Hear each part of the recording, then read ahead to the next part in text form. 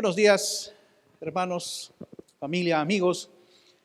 Es, como siempre, un gusto poder estar con ustedes para hablar de la palabra de Dios, para traer el mensaje que Dios ha puesto en mi corazón, para que lo escuchemos y como iglesia vayamos en la dirección que nuestro Dios nos muestra. Hemos estado hablando durante varias semanas sobre quiénes somos y eso me sirve para hablar del tema de la serie que vamos a iniciar hoy. También les hemos estado enviando al WhatsApp de la iglesia la lectura del Evangelio escrito por Lucas. Todo esto con el fin de prepararnos para la siguiente serie, que es la que vamos a comenzar hoy con la bendición de Dios. Vamos a hablar sobre el libro de los Hechos y la serie la vamos a titular Hablemos de Hechos. Así que con la bendición de Dios vamos a comenzar este día rogándole a nuestro Dios que nos bendiga, que nos dé la capacidad intelectual y espiritual para recibir su palabra. Y déjeme entonces dar comienzo a la exposición. Porque mire, es apasionante ver cómo Dios nos ha dado la suficiente información para que nosotros sepamos cómo es que comienza su obra, cómo es que comienza la obra de la iglesia en la historia, en este mundo en el cual nosotros vivimos. Es interesante ver cómo Dios, aunque la vida está llena de vicisitudes, está llena de cambios, está llena de momentos dramáticos, es emocionante, es interesante ver cómo Dios nos muestra que utilizó todo para su gloria, utilizó todo para llevar la luz no solo a Israel, sino a todo el mundo. Nos muestra entonces, fíjense, Dios desde que habla en el Génesis de la creación y de la expulsión, de la caída de Adán y Eva, y nos sigue hablando en una línea completa y directa, a pesar de lo que le digo, a pesar de los cambios y las cosas que suceden a través de la historia en el mundo, pero Dios va mostrando una línea recta en su plan, en su voluntad para el hombre, y nos muestra no solamente que nos ama con palabras, sino con hechos. Lo ha demostrado en la cruz del Calvario. Así que la Biblia tiene y nos muestra la continuación, la continuidad de lo que es la revelación de Dios a favor del ser humano. Pensando nosotros en el Nuevo Testamento, que es donde vamos a estar, ¿sí? Sería muy difícil hilar, sería muy difícil ver un vínculo o buscar un vínculo entre los evangelios y las cartas escritas por los apóstoles. Si no estuviera esta revelación de Dios, nos quedaría ahí un hueco muy difícil de llenar. Si este libro no existiera, entonces no sabríamos qué pasó, cómo se comienza, cómo después de que Cristo resucitó empieza a llevarse el evangelio a Israel y luego al mundo. Si este libro no existiera, tendríamos, como le digo, un hueco difícil de llenar. ¿Cómo nosotros podríamos saber qué es lo que realmente estuvo pasando en ese vínculo o en ese tiempo entre los evangelios y las cartas? Pero nuestro Dios se ocupó de que su línea del tiempo la tuviéramos a la mano. Y lo que sucedió cuando comenzó la tremenda y emocionante historia de cómo se llevó el evangelio en aquel tiempo y se sigue llevando. Porque aún el periodo de la iglesia, el periodo que corresponde a la iglesia, no ha terminado. Este periodo comienza después de la muerte, la resurrección y la ascensión de Cristo Jesús. Y es inaugurado con, no sé si decirlo así y sea bien o suene bien, pero con la espectacular llegada del Espíritu Santo para morar en el creyente de manera permanente. El título oficial de este libro, al que nos vamos a dedicar, es Hechos de los Apóstoles. Así que hablemos de hechos, porque no son imaginaciones, no son mitos, cuentos o leyendas. No son mitos, cuentas o leyendas salidas, surgidos de una mente enferma o de la religiosidad. Hablemos de hechos porque existen pruebas históricas de que lo que sucedió al inicio de la iglesia, cuando la luz comenzó a ser llevada al mundo entero. Hablemos de hechos, porque lo que se comenzó a vivir y a predicar rápidamente se entrelazó con los otros acontecimientos locales y luego mundiales. Aquello que comenzó en aquella provincia romana, en aquel lugar aparentemente insignificante, de ahí surgió el resplandor, de ahí surgió la luz que iluminó en un momento determinado al universo entero, pero que luego esa luz que iluminó estas tinieblas de la creación a causa del pecado, nos mostró a nosotros las mentiras de las tinieblas. Entonces vimos al Dios vivo y verdadero. Vimos su cara, resplandeció sobre nosotros porque nos muestra su amor. Aquello que comenzó y que se nos narra en el libro de los Hechos, que comenzó en aquella provincia revoltosa, conflictiva, aquella provincia romana, cambió al mundo entero de una manera drástica, porque influyó a donde quiera que fue llevado el mensaje de la luz, influyó para bien. Cuando el mundo comenzó a ser iluminado por esta luz, dice Juan, nuestro hermano Juan allí en su evangelio, recuerde, dice que la luz verdadera que alumbraba a todos los hombres venía a este mundo y en el mundo estaba. Pero también nos dice, si usted recuerda, que el mundo no la quiso recibir, no la conoció, la rechazó por el contrario. Pero mire, a pesar de ese rechazo, de haber subido al Dios vivo y verdadero, al Salvador del mundo, subirlo a una cruz y ahí darle muerte, no nos abandonó, sino que manifestó su amor por nosotros realmente. Y Él siguió con su plan, con su proyecto. Y es por eso que el mundo entero comenzó a ser iluminado por un puñado de hombres, por unos pocos al principio, comparados con la población mundial, obviamente. Esos que se sabían ser el cuerpo de Cristo Jesús en la tierra, porque así es llamada la iglesia. Ese es uno de sus nombres, el cuerpo de Cristo Jesús.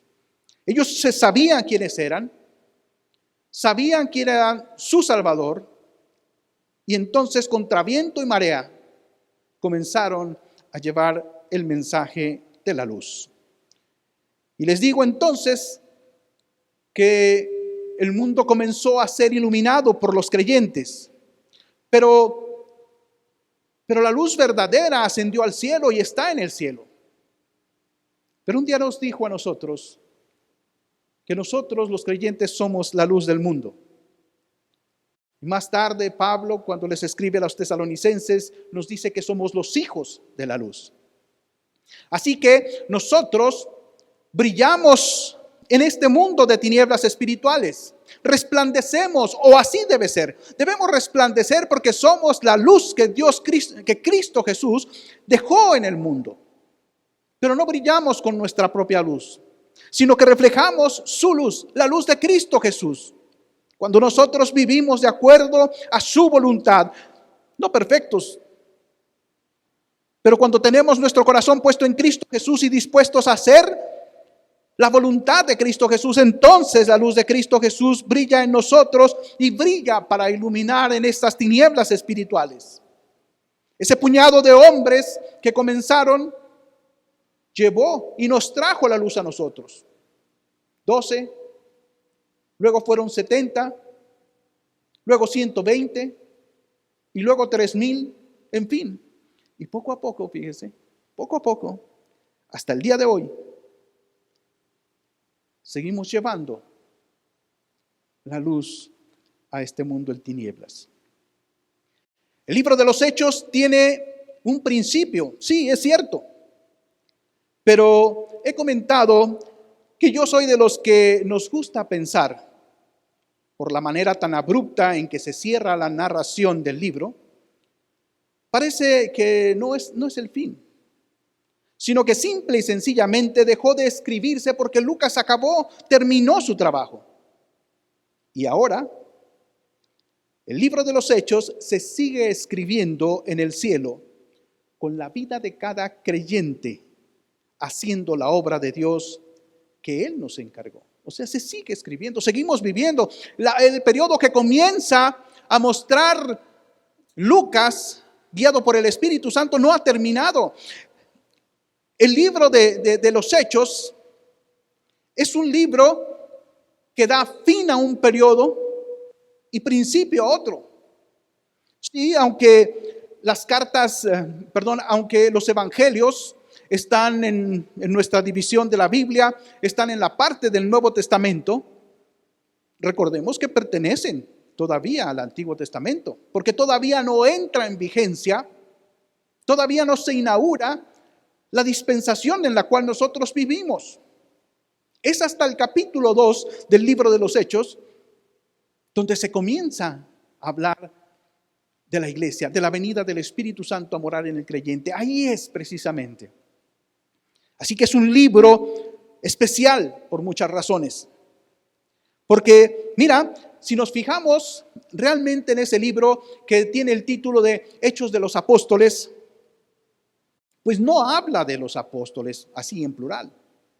Habla de dos apóstoles en especial, de Pedro y de Pablo. Lo que sí nos dice constantemente el libro es lo que está haciendo el Espíritu Santo a través de los apóstoles y a través de los hombres, porque se mencionan otros más, como Felipe, como Esteban. La obra que el Espíritu Santo está haciendo para llevar la luz a todas las naciones.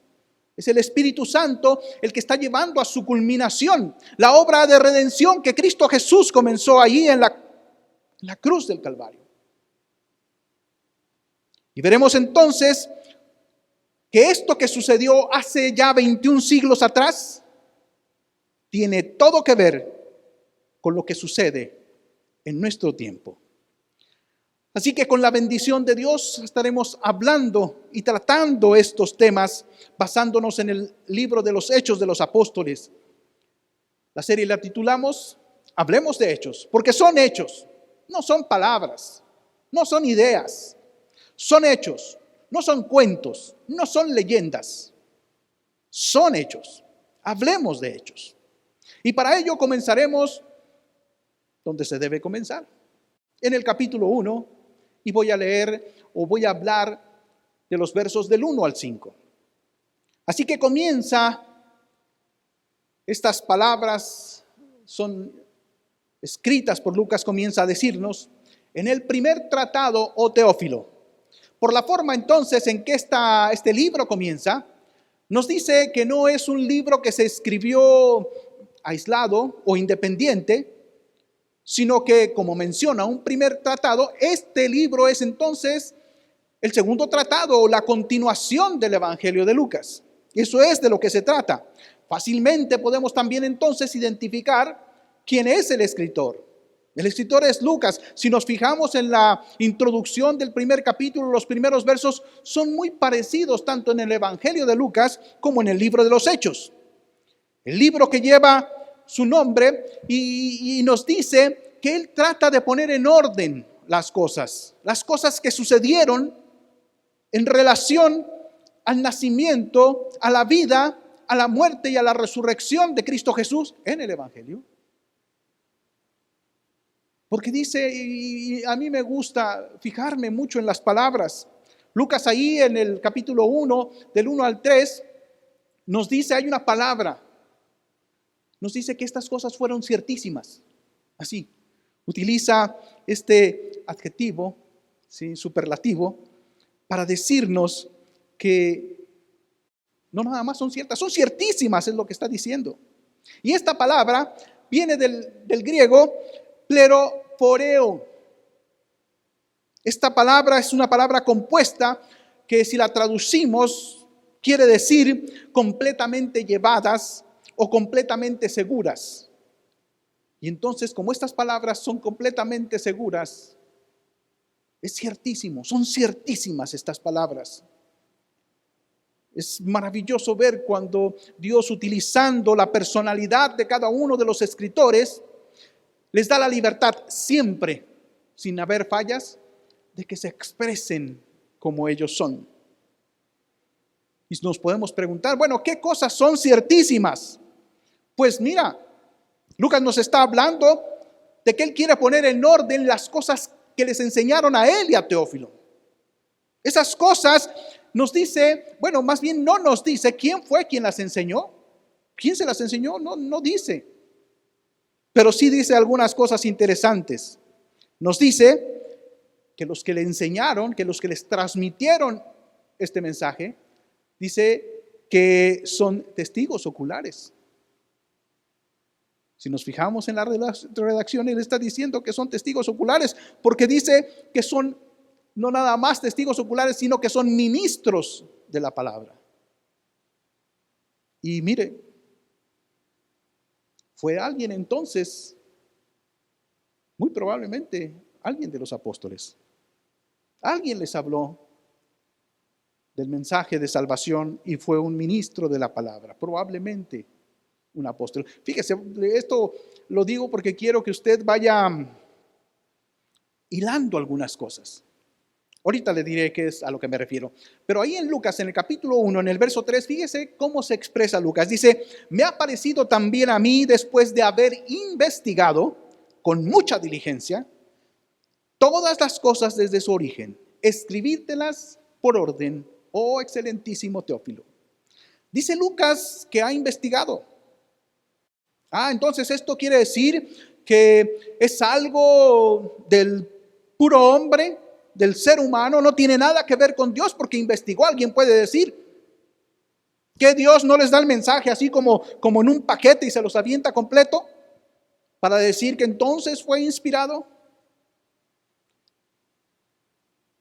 No, este libro fue inspirado por Dios. En el Nuevo Testamento hay dos formas, básicamente o claramente, donde perfectamente se nos dice cuál es el método de inspiración de Dios, cuál fue la forma que utilizó Dios para inspirar a los que escribieron la Escritura. La primera que quiero señalar, porque es quizás la que me gusta más, no sé, es la que está registrada por Pablo en la segunda carta a Timoteo, en el capítulo 3, en el verso 16, donde nos dice, yo sé que se lo sabe de memoria, pero déjeme leérselo, dice, toda la Escritura es inspirada por Dios y es útil, o sea, porque es inspirada por Dios, entonces es útil para todo. Y vea las 4 formas en que Pablo nos lo dice. Es útil para enseñar, para redarguir, para corregir y para instruir en justicia. Es útil para todo. La palabra inspirada aquí viene del griego también, es una palabra compuesta. Yo incluso le he platicado en otras ocasiones que esta palabra no existía en el griego. Esta palabra la inventó Pablo, o sea, guiado por el Espíritu Santo, obviamente, pero la inventó Pablo para decirnos cuál es la forma en que Dios se comunica con aquellos que está utilizando para que escriban sin error, para que nosotros tuviéramos un día el canon. Y esta palabra es theopneustos, o sea, si la dividimos es teo, Dios, neustos, soplo. Estamos hablando entonces de que esta palabra fue divinamente inspirada. A mí me gusta incluso decirla exhalada de la boca de Dios. Cuando hablamos, exhalamos, estamos echando fuera aire. Pero en ese aire van palabras.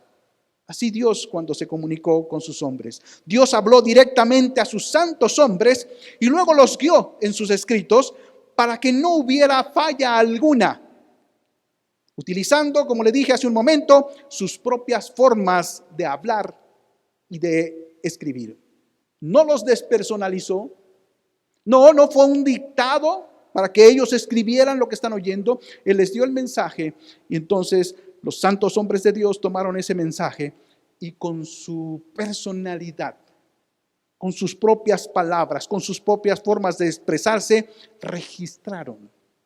Por eso podemos ver la personalidad de cada uno de los escritores ahí en la Biblia. La otra forma que nos habla de inspiración la encontramos registrada en la segunda carta de Pedro, en el capítulo 1, en el verso 21. Dice así: porque nunca la profecía fue traída por voluntad humana. Fíjese, qué tremendo. No es porque Lucas quiso escribir, yo voy a escribir y me concentro y me inspiro. No fue así. Pablo tampoco lo hizo así. Entonces no es de voluntad humana. No es porque ellos quisieran. Dios los utilizó en el momento determinado para que hicieran lo que Dios quería que nosotros tuviéramos un día para saber su voluntad.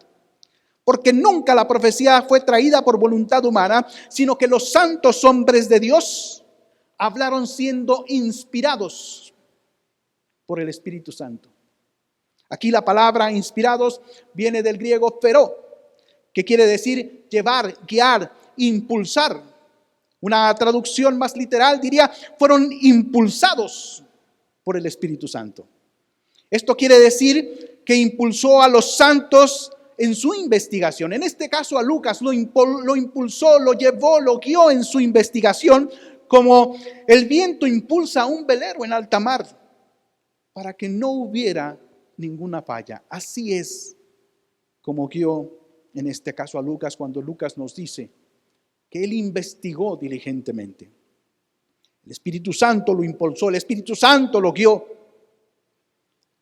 lo llevó a las personas correctas para que le dijeran, para que le descubrieran todo lo que tenía que él escribir sin que hubiera falla. Todo es guiado por el Espíritu Santo de Dios. Mire, por ejemplo, si nosotros vemos el Evangelio de Lucas, tiene cosas distintas a los otros evangelistas. Una de ellas es que él habló con María. Bueno, él registra cosas que María hizo después de que el ángel le anunció que iba a ser la madre del Salvador. ¿Cómo lo supo? Pues porque investigó, y le preguntó, le entrevistó, le preguntó a María, ¿qué sucedió después de esto? ¿Qué hiciste? ¿Qué pensaste? Y nosotros encontramos registrado el Magnificat. Eso es lo que pensaba y eso es lo que sentía María, y eso es lo que Dios llevó a Lucas a que investigara y luego lo registrara en la Escritura. Entonces Lucas nos está diciendo que investigó con diligencia, o sea, con exactitud, con precisión, con mucho cuidado. Sí, él puso de su parte, fíjese, aquí, él puso de su parte. ¿Y por qué él puso de su parte? Porque él puso el corazón. Dios lo utilizó. Lucas sí era un hombre instruido, un hombre bien preparado, lo mismo que Teófilo. Por eso habla de palabras como exactitud, como precisión. Imagínese, un médico tiene que trabajar con precisión. Lucas, por lo que nos dicen los llamados, los padres de la iglesia, o sea, la generación que viene enseguida a los apóstoles, es un hombre que nació en Antioquía de Siria. Y nosotros vamos a ver mencionado en el libro de los apóstoles varias veces Antioquía de Siria. Este hombre, ahí sí no sabemos dónde estudió medicina, pero especulando, los expertos nos dicen que hubo 3 probables lugares donde él estudió medicina. Uno fue en Alejandría, otra es Atenas, y la tercera opción es Tarso. O sea, ¿de dónde es el apóstol Pablo? Tarso de Cilicia. Quizá, por eso le decía, vaya hilando, quizá fue Pablo, el apóstol Pablo, quizá fue el que evangelizó a Lucas y a Teófilo. Y Lucas lo que hace es por ponerle el corazón a la investigación. Lucas lo que hace es registra un trabajo excelente. Los estudiosos nos dicen que el griego que él usa, es buenísimo. La forma en que lo usa es tremendo. Entonces habla de un hombre que no vamos a decir, se contentó con investigar y luego poner ahí a como se diera, ¿verdad? Como dicen incluso, con letra de doctor, a la que no se le entiende nada. No, él puso el corazón. Y es lo que nos queda a nosotros para la gloria de Dios. Dios lo utilizó por eso. Porque era un hombre que en su corazón tenía a Dios. Él fue a investigar, no para negar los hechos que ya sabía, para ponerlos en orden. Y a nosotros es a los que nos sirve. Dios nos utiliza cuando ponemos el corazón. Recuerde esto. Si usted le ha entregado su corazón a Cristo Jesús, Dios lo va a utilizar. Y mire, Lucas era un griego. Lucas no era judío. Y Dios lo utilizó. O sea, las naciones judías estamos representadas ahí en la Biblia. Porque Dios utilizó a un gentil, a alguien salido de los gentiles, para escribir. Para Dios no hay diferencia. Él puede utilizar a quien sea y de donde sea. Otra vez, déjeme decirle, lo que necesita es nuestro corazón. Ahora, de Teófilo es otra cosa porque no sabemos prácticamente nada más que se menciona ahí. Pero evidente es en la Escritura que tanto el evangelio que lleva el nombre de Lucas como el libro de los Hechos fue dedicado a él, a Teófilo. Probablemente dicen, a lo mejor fue un general o al menos fue alguien muy encumbrado, muy respetado en la sociedad, porque se utiliza también otro adjetivo superlativo, excelentísimo. Excelentísimo Teófilo. O sea, excelentísimo, amado por Dios, o el que ama a Dios. El resultado, fíjese, fue excelente. Pero lo que quiero decir ahorita es que aquí se cumple el dicho que utilizamos nosotros coloquialmente y que reza así: nadie sabe para quién trabaja. Porque mire, comenzó trabajando para Teófilo. Teófilo fue el mecenas de Lucas. Lucas se dedica a investigar, es médico y se dedica a investigar obviamente porque pues alguien tiene que pagar los gastos. Pero comienza entonces trabajando para Teófilo y mira, luego se convirtió en un evangelista del equipo de Pablo. Y fue un hombre muy activo en la obra de Dios. Él estuvo pastoreando más o menos por 6 años la iglesia en Filipo. Pero él andaba con el equipo de Pablo. Lo podemos ver y lo vamos a ver a lo largo de la lectura, del estudio de los Hechos. Él predicó en Roma. Él estuvo con Pablo en sus prisiones. Atendió las necesidades médicas de Pablo. Y mire, él se encargó de los arreglos de la sepultura de Pablo. Él estaba ahí en Roma, a su lado. Sí, nos entristece la muerte de los seres amados. Pero qué privilegio poder entregar sus cuerpos a la tierra. Porque ellos ya están con el Señor. Así que Dios utiliza en todo, fíjese. Hasta para los momentos difíciles, Dios usa al que tiene un corazón para servirlo. No importa quién sea y de dónde sea.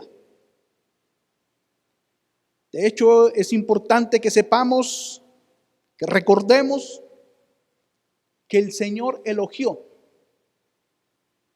por su fe a gentiles. Fíjese, ahí está en la Escritura. Cuando el Señor elogió la fe, elogió a gentiles. Allí en el libro de Mateo, recuerden el capítulo 8, cuando se dirige a un gentil, a un centurión romano, le dice, ni aún en Israel he hallado tanta fe. Ni aún en Israel. Y viene a ser este soldado romano, este que viene de los paganos, este que vino a ponerle la bota en el cuello a mi pueblo. Es este gentil el que se ha destacado por su fe. Más tarde, ahí en el mismo Evangelio de Mateo, en el capítulo 15, le dice a aquella mujer cananea, oh mujer, grande es tu fe. La elogia por su fe. Fíjese, en este libro, Mateo, cuyo objetivo de Mateo era presentar el Evangelio a los judíos, en ese libro que van a leer los judíos, está el elogio a la fe de los gentiles. En ese libro que está dirigido a los judíos, el Señor habla por primera vez de la iglesia, de su iglesia. Ningún otro evangelio registra estas palabras que el Señor reservó para que Mateo dejara impresas. Hasta el día de hoy son como una huella imborrable, son una huella imborrable. ¿Se fija la importancia que se le da a la fe de las naciones, para ellos, para los judíos, de las naciones paganas? Con esto quiero decir que los que venimos a Cristo de las naciones gentiles, tenemos una gran capacidad de ejercer la fe. Tenemos una gran capacidad de ejercer la fe. Esto nos debe de animar y a desafiarnos a nosotros mismos a vivir por fe y para la fe. Podemos, hagámoslo. Esa es la idea. Dios puso en mi corazón que había que hablar de esto para que viéramos realmente quiénes somos nosotros. ¿Qué ha pasado con nosotros en el mundo?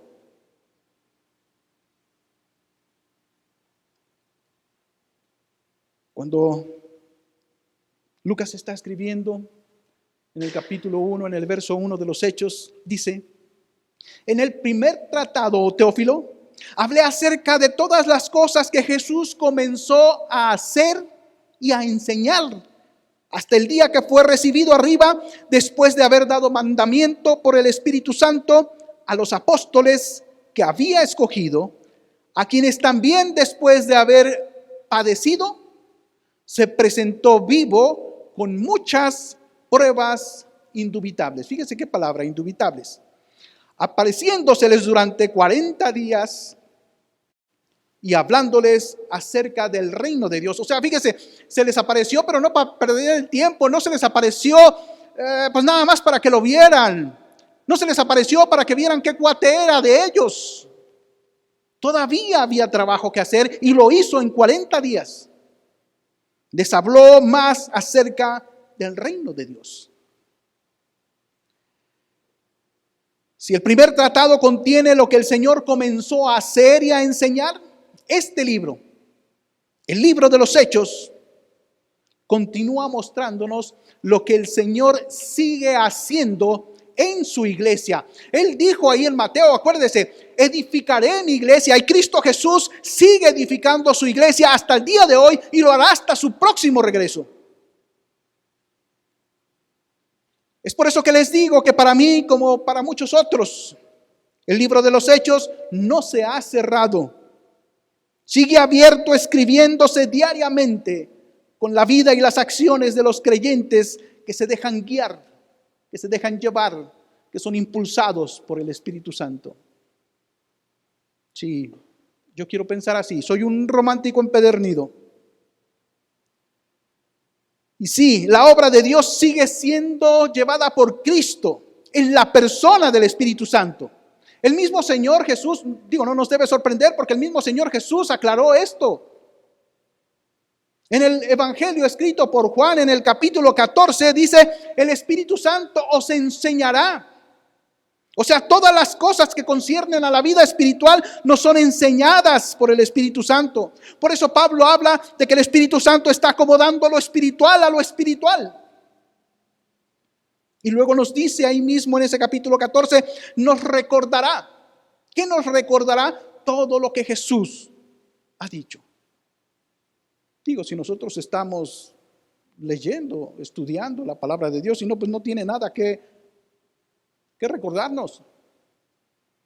Es como pretender que vamos a un examen en la escuela sin haber estudiado y entonces queremos contestar el examen recordando que no estudiamos. Entonces, esto habla de conocer, de leer, de aprender, de meditar en la palabra de Dios. En el capítulo 16 del mismo Evangelio escrito por Juan, dice varias cosas acerca del Espíritu Santo, el cual Cristo Jesús dejó en su lugar para que llevara a continuación su obra. Cristo Jesús no confió a un ser humano su obra porque sabe lo que somos. Pero es Él mismo en la persona del Espíritu Santo que viene y trabajando en la vida de aquellos que se dejan guiar, lleva adelante su obra. Allí en el capítulo 16 nos dice, les conviene que yo me vaya, así nos dice, porque si no, no os enviaría al Espíritu Santo. El Espíritu Santo podía estar en el corazón de cada uno de nosotros, donde estuviéramos, en cualquier posición, en cualquier punto geográfico. Por su humanidad, por la humanidad a la que se sujetó el Señor, Él solo estaba en un punto geográfico, fíjese, a la vez. Pero el Espíritu Santo puede estar en todo lugar. Puede estar en el corazón de cada creyente, porque es Dios. Y no se limita el Espíritu Santo a un cuerpo humano. También nos dice que Él tiene poder para convencer. No somos nosotros los responsables de convencer a aquellos que les hablamos de Cristo. No lo tome como su responsabilidad. Nuestra responsabilidad es hablar del Evangelio y el resultado de ello depende de Dios, no de nosotros. Dice también ahí que Él nos guiará, o sea, el Espíritu Santo nos guiará a la verdad, a toda la verdad. Cuando tú buscas la verdad sobre Dios, la verdad sobre Cristo, Él te guía, Él te ayuda para que tú encuentres la verdad. No va a haber falla, porque esto es lo que hace el Espíritu Santo ahora, aquí en la tierra. El Espíritu Santo te lleva a Cristo para que lo sigas a Él y no a los hombres, y no a la religión, y no a una filosofía mundana. A Él, a Cristo Jesús. Yo me acuerdo hace muchos años, cuando me sentaba con varias Biblias abiertas para checar si lo que decían los cristianos era cierto. Este mensaje de que Dios no está queriendo formar religiosos, no está queriendo formar una nueva religión. Lo que está queriendo es que lo sigamos. Y yo me sentaba y ponía y luego veía otra y otra Biblia. Busqué la verdad. Y la verdad me fue mostrada por el Espíritu en la Biblia. Y cuando yo la vi, que yo creo que es lo que nos ha pasado a todos, cuando la vimos, dejamos la religión y seguimos a Cristo Jesús. Él nos guía. Si usted está en la disyuntiva, usted me está oyendo y no sabe a quién creer, si a la religión tradicional o a lo que le están diciendo los seguidores de Cristo Jesús, pídale y Él lo va a guiar a la verdad. No se deje llevar por tradiciones y comentarios de santos. No. Venga lo que es la palabra de Dios y entonces lo va a guiar a la verdad.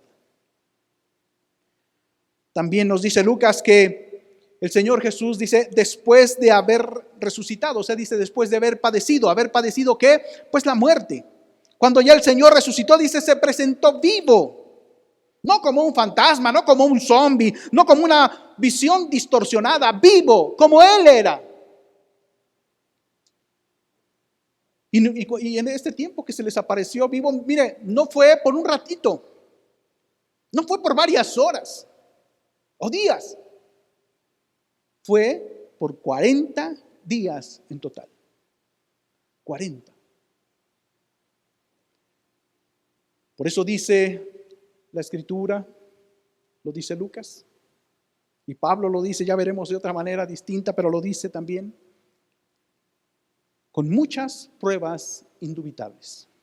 Fíjese esta fracción, muchas pruebas, pero no solo muchas pruebas, sino muchas pruebas indubitables. O sea, muchas pruebas convincentes, pruebas que no se pueden negar, no se pueden contradecir, son pruebas contundentes. La gente que ha investigado, porque a lo largo de la historia ha habido quien a lo mejor pretendiendo decirnos que lo que nosotros creemos no es cierto, ha ido a investigar y ha buscado en todo para negar el hecho de la resurrección de Cristo. Y han llegado, o se puede llegar, solamente a dos opciones. Aquellos que al ver la contundencia de las pruebas, la irrefutabilidad de esas pruebas, han doblado su rodilla delante del Señor Jesucristo pidiendo salvación, reconociendo que Él ha hecho algo que nadie más hizo, vencer la muerte, levantarse con poder de la muerte. Los otros, a pesar de la contundencia de las pruebas, simple y sencillamente dijeron, pero yo no puedo creer eso. La pregunta es, no lo que ellos hicieron. ¿Qué vas a hacer tú? ¿Qué vas a hacer tú ante la evidencia? ¿Qué vas a hacer tú ante la contundencia de las pruebas? O como dice nuestro hermano Josh McDowell, en un libro que es altamente recomendable. ¿Qué vas a hacer ante esta evidencia que exige un veredicto? Exige una decisión. Las pruebas son contundentes, pero Dios no te obliga a nada. La decisión la tomas tú. O doblas tu rodilla delante de Cristo Jesús, o te alejas camino a la perdición. Y dice Lucas, y estando juntos les mandó que no se fueran de Jerusalén, sino que esperasen la promesa del Padre, la cual les dijo, oísteis de mí. Dios no está esperando, fíjese, a ver si las cosas se dan. Él ha hecho ya un plan maestro, ha diseñado un plan maestro y su plan maestro se va a cumplir. Y para ello cuenta con nosotros. Nosotros estamos incluidos en su plan maestro. Pero no nada más porque pues estamos nosotros por ahí desocupados y a lo mejor, no, nos ha capacitado. Nos ha preparado para llevar su plan maestro adelante. Por eso no les dijo a los discípulos, a ver, ahora sí, inmediatamente vayan a llevar la luz a todas las naciones, vayan a llevar el mensaje de salvación a todas las naciones. No, les dijo, espérense en Jerusalén. Porque había que hacer algo, va a pasar algo. Y ese algo les ayudaría a hacer las cosas conforme a la voluntad de Dios. Les dijo que esperaran la promesa del Padre. ¿Y cuál es esa promesa? Pues mira, esa promesa el mismo Lucas la registró en el capítulo 24, en el verso 49. Dice el Señor Jesús ahí, he aquí, yo enviaré la promesa de mi Padre sobre vosotros. Pero quedaos vosotros en la ciudad de Jerusalén hasta que seáis investidos de poder desde lo alto. Esta promesa, fíjate, incluye una peculiaridad, una singularidad.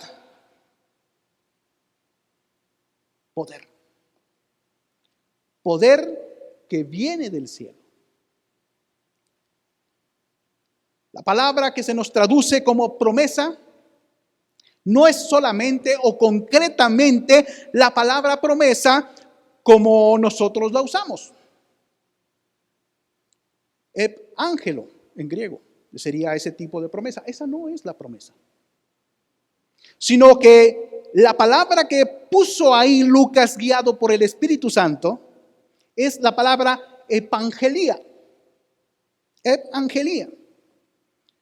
Esta palabra nos habla de una promesa, pero específicamente nos habla de la seguridad divina de recibir algo bueno, algo maravilloso, no cualquier cosa. Algo que nos sea útil, no algo para que guardemos en un aparador o lo pongamos a la vista de todos en un aparador. Algo que nos sea útil y práctico para la vida diaria. Viene del cielo. Viene del cielo. Esta promesa contiene, dijimos, poder. Y es un poder tan especial que nos ayudará a cumplir con el propósito que Dios tiene para la vida de cada uno de nosotros. Aquí no habla de cualquier poder. Porque cuando tú te pones a estudiar la palabra poder, ahí en la Escritura, te das cuenta de que tenemos algo que el mundo quisiera tener, que todos quisieran tener, así sin compromiso, pero que todos quisieran tener. Y nosotros que tenemos lo que otros quisieran y no tienen, nosotros entre los cristianos yo muchas veces veo que lo despreciamos, lo menospreciamos, no lo queremos o no lo creemos, fíjate nada más. Tenemos tristemente algo que despreciamos, muchos cristianos lo desprecian. Mira, primero Dios, en otra predicación hablaré más sobre este poder, porque es interesante, estamos hablando de poder que viene del cielo. Pero déjame decirte que si hay victoria en nuestra vida, es por ese poder. Si no hay victoria en nuestra vida, es porque hemos ignorado el poder que viene del cielo, el poder que Cristo Jesús nos ofreció. Si no hay victoria en nuestras vidas, es porque no hemos utilizado lo que Dios nos ha dado para salir adelante. Lo que nos enseña este libro es cómo utilizar el recurso de Dios para hacer su voluntad y ser bendecidos nosotros. Por este poder, fíjate, por este poder, unos viven de pie, otros no. Por estar de pie me refiero a que no se han rendido ante la carne y el mundo. Por este poder, unos salen adelante en la vida espiritual, otros no. Otros muchos esconden su fracaso, alejándose de la iglesia, mostrándose indiferentes, pretendiendo, aparentando espiritualidad. Pero no la tienen porque han rechazado el poder que viene del cielo. Por eso no hay victoria en sus vidas. Y es lo que nosotros necesitamos para vivir en victoria en este mundo. Y Cristo Jesús, a través de Lucas, sigue diciendo: porque Juan ciertamente bautizó con agua, mas vosotros seréis bautizados con el Espíritu Santo, dentro de no muchos días. Aquí el Señor nos recuerda al más grande de los profetas del Antiguo Testamento, a Juan, el que bautizaba. Y le llamaron así porque mira, antes de Juan, el hijo de Elizabeth y Zacarías, antes de él, la costumbre de hacer los bautizos es que la gente entraba al agua sola, la persona que se iba a bautizar entraba sola en el agua y después de haber recitado quizás algunas fórmulas, se sumergía en el agua y se levantaba del agua. Lo hacía sola, sí, había testigos por ahí alrededor. Pero cuando viene Juan, esto cambia. Juan acompaña a las personas al agua y Juan las sumerge en el agua. Y Juan las levanta del agua. Es lo que hacemos hoy en nuestras iglesias. Por eso bautizamos por inmersión. Y el Señor nos menciona esto para hacer un contraste, diciéndonos que no se refiere, que lo que Él está hablando, de ese poder que viene de lo alto, no está hablando de un bautizo en agua. sino de un bautizo distinto, el que viene del cielo. Y habla y menciona al Espíritu Santo. Y es que, mira, el Espíritu Santo no nos sumerge en el agua. El Espíritu Santo hace algo más grande y trascendente. Él nos introduce, nos sumerge en el cuerpo de Cristo Jesús.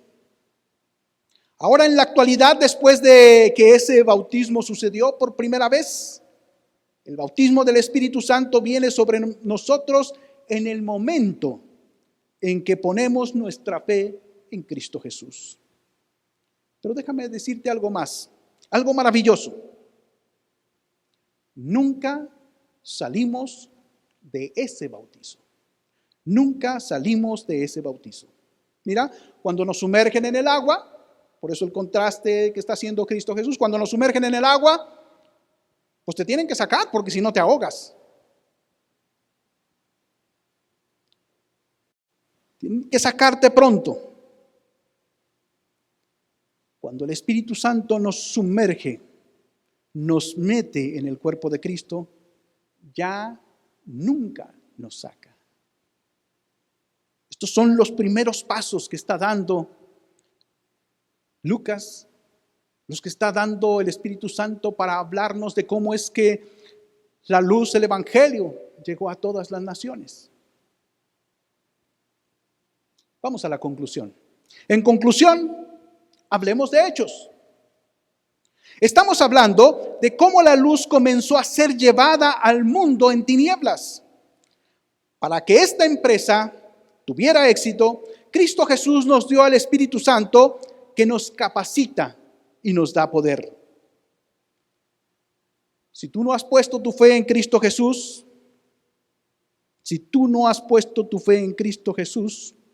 no tienes el poder enviado del cielo. Si ya pusiste tu fe en Cristo Jesús, entonces tienes el poder que viene del cielo para hacer la voluntad de Dios, para honrar a Dios.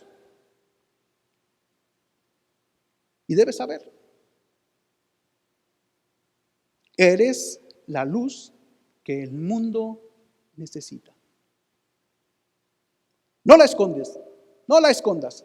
Resplandece para la gloria de Dios. Padre, te damos gracias por tu palabra. Señor, yo te ruego que más allá de mis palabras, tú lleves tu mensaje profundamente a la mente y al corazón de quienes están oyendo, Señor. Para que tú les muestres la necesidad que ellos tienen de ti y la bendición de seguirte y servirte con todo su corazón. Te ruego también en este momento de oración, Señor, que tú bendigas la vida de cada uno de nosotros, proveyendo, a pesar de cómo está el mundo, Señor, de cómo está la situación, proveyendo nuestra bendición, nuestra prosperidad, nuestra seguridad en nuestros negocios, en nuestros trabajos, en todos los esfuerzos que hacemos por salir adelante, Señor. Salir adelante en este mundo material en el cual todos necesitamos los recursos económicos, Señor, para alimentar nuestras familias, para vestirlas.